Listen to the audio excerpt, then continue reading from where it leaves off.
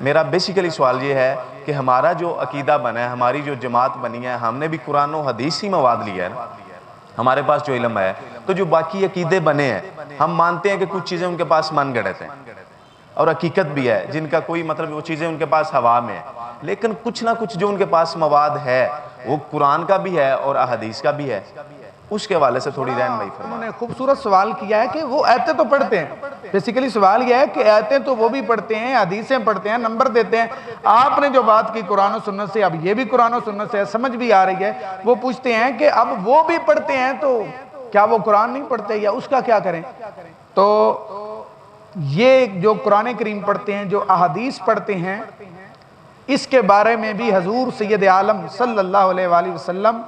پہلے ہی ارشاد فرما کے گئے ہیں کہ یہ کیسا قرآن پڑھتے ہیں۔ یعنی یہ جو استدلال کرتے ہیں یہ غلط ہے جن آیتوں سے کرتے ہیں۔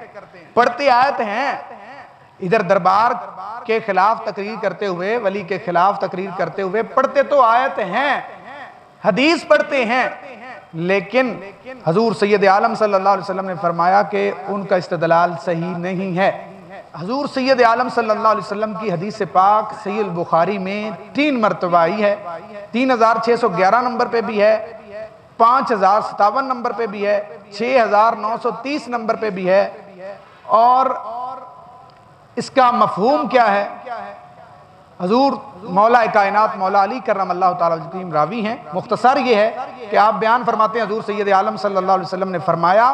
آخری زمانے میں، اب پہلے زمانے سے تو میں نے قصیدے کی بھی مثال دی، آخری زمانے میں ایک قوم آئے گی جن کی عمریں کم ہوں گی اور عقلیں نہ ہونے کے برابر، یعنی کم عقل ہوں گے، بے وقوف ہوں گے۔ حضور علیہ السلام نے فرمایا کہ وہ میری حدیثیں پڑھیں گے لیکن ان کا ایمان ان کے حلق سے نیچے نہیں ہوگا اور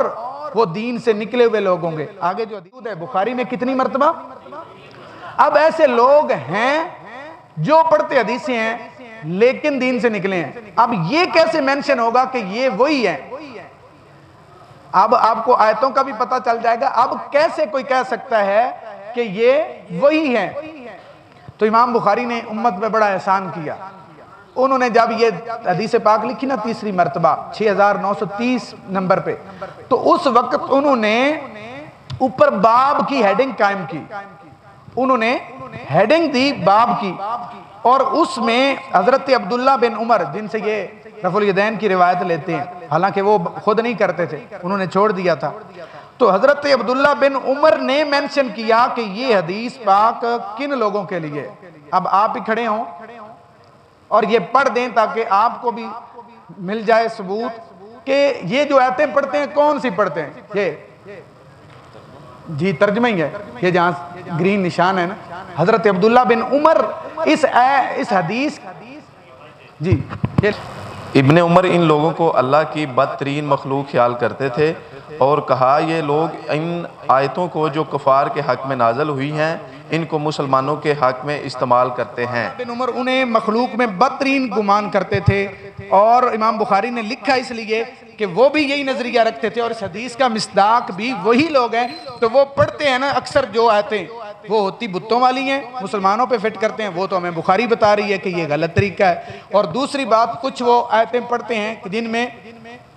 اللہ تبارک و تعالیٰ نے فرمایا کہ میرے علاوہ کوئی غیب نہیں جانتا، اس طرح کی آیتیں کہ اللہ کے علاوہ کوئی دے نہیں سکتا، تو وہ آیتیں پڑھتے ہیں۔ جبکہ دوسری طرف قرآن میں وہ آیتیں کہ جن میں ہے کہ وَلَوْ أَنَّهُمْ رَضُوا مَا آتَاهُمُ اللَّهُ وَرَسُولُهُ، اتنی اچھی بات تھی وہ راضی ہو جاتے جو اللہ نے انہیں دیا اور اللہ کے رسول نے دیا۔ یعنی ادھر ہے کہ غیب اللہ کے علاوہ کوئی نہیں جانتا، تو قرآن میں ہی موجود ہے فَلَا يُظْهِرُ عَلَىٰ غَيْبِهِ أَحَدًا إِلَّا مَنِ ارْتَضَىٰ مِن رَسُولٍ، وہ اپنے غیب کا اظہار کسی پہ نہیں کرتا مگر اپنے رسولوں میں سے جسے چن لے۔ وَمَا هُوَ عَلَى الْغَيْبِ بِضَنِينٍ، اور وہ غیب بتانے پہ بخیل نہیں ہے محبوب علیہ السلام۔ تو وہ ایک طرف کی پڑھتے ہیں جبکہ دوسری طرف کی نہیں پڑھتے۔ ایک جو ہے ہم سب قرآن کو مانتے ہیں، یہی تو ہمارا شان ہے کہ ہم پورے قرآن و سنت سے دین لیتے ہیں۔ ہم کہتے ہیں جو پڑھی انہوں نے وہ بھی صحیح ہیں، لیکن اس میں حقیقی علم کی بات ہو رہی ہے کہ حقیقی علم جو ہے اللہ کے علاوہ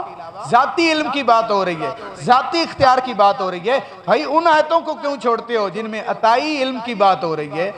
اور عطائی اختیار کی بات ہو رہی ہے تو الحمدللہ وہ آدھا قرآن پڑھتے ہیں، ہم سارا پڑھتے ہیں۔ جو آتے ہیں کہ اللہ کے علاوہ کوئی نہیں جانتا، ہم ان کو بھی مانتے ہیں۔ اس سے مراد یہ ہے کہ حقیقی علم کی بات ہو رہی ہے، اور جہاں ہے کہ اللہ نے دیا ہے وہاں اللہ کی عطا کی بات ہو رہی ہے۔ ہم قرآن کو صحیح مانتے ہیں کہ ایک تو یہ ہے کہ دعا جو ہے، دعا وہ اللہ تعالیٰ سے کی جاتی ہے، جو عبادت ہے وہ اللہ کی ہوگی۔ اب رہے گی وسیلے کی، جو آپ نے بات کی، ہم اس پہ پہلے بات کر چکے ہیں کہ دعا میں کوئی ضروری نہیں ہے کہ آپ وسیلہ ڈالیں، ضروری نہیں ہے ڈائریکٹ اللہ سے مانگے، لیکن اگر کوئی کرتا ہے ایسا تو یہ شرک بھی، بس ہم یہ کہتے ہیں کہ آپ نہ کرو، کوئی مسئلہ نہیں، وہ سنی ہی رہے گا۔ نہیں، آپ میں سے بھی کوئی کہتا ہے کہ مجھے نہیں سمجھ آتی، میں وسیلے کو نہیں مانتا، وہ سنی ہی رہے گا، لیکن یہ نہ کہے کہ میں اس کو شرک سمجھتا ہوں۔ ہاں شرک نہ کہے، باقی کرے نہ کرے جائز کام ہے نا، آپ کریں نہ کریں آپ کی مرضی ہے۔ تو اس پہ میں نے کہنا چاہ رہا ہوں کہ جیسے آپ نے بتایا ہے کہ ابھی جو ہے نا یہ کافروں والی جو ہے نا مشکلوں والی آیتیں ہم پہ فٹ کرتے ہیں، تو جیسے ہمارے قرآن پاک میں ہے سمن بکمن، اللہ نے ان کے دلوں اور کانوں پہ مہرے لگا دی ہیں، کیا ہم بھی کوئی ایسی آیت وغیرہ ان پہ فٹ کر سکتے ہیں؟ جس طرح آیتیں فٹ کرتے ہیں کافروں والی ہم ان پہ کر سکتے ہیں، تو سوال بڑا ان کا ٹیکنیکل ہے۔ تو میں یہ کہوں گا کہ ہمیں یہ احتیاط کرنی چاہیے کہ اس نے کلمہ پڑھا ہوا ہے نا، اپنے آپ کو مسلمان تو کہہ رہا ہے، جب تک صریح کفر نہیں کرتا نا تو ہم اسے کافر نہیں کہہ سکتے، ہم وہ نہیں کریں گے۔ وہ غلطی کر رہا ہے تو ہم نہیں کریں گے۔